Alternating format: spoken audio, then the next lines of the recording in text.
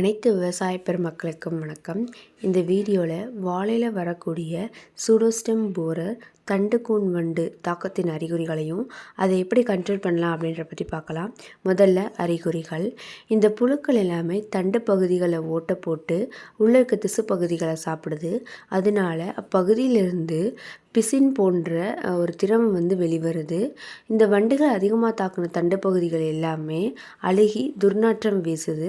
பொதுவாக வண்டுகள் தாக்கின மரங்கள்லேருந்து நமக்கு பூ வெளிவருவதோ காய் முதிர்ச்சி அடைவதோ எதுவுமே இருக்காது. இதனால் நமக்கு மகசூலுமே பாதிக்கப்படுது. அது மட்டும் இல்லாமல் இந்த மாதிரி வண்டுகளால் பாதிக்கப்பட்ட மரங்கள்லேருந்து குலைகள் தோன்றுவது பொதுவாக இருக்காது.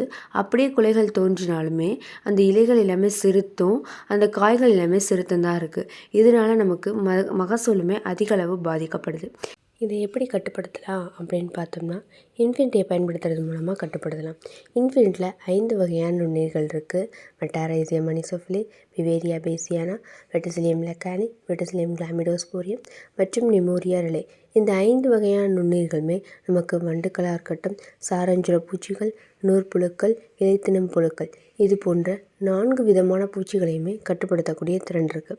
இதை எப்படி பயன்படுத்தலாம் அப்படின்னு பார்த்தோம்னா, ஒரு ஏக்கருக்கு 500 கிராம் போதுமானது. மொதல் டோஸ் ஸ்ப்ரே மூலமாகவும் 2 மற்றும் 3வது டோஸ் வேர் சிகிச்சை மூலமாகவும் கொடுக்கணும்.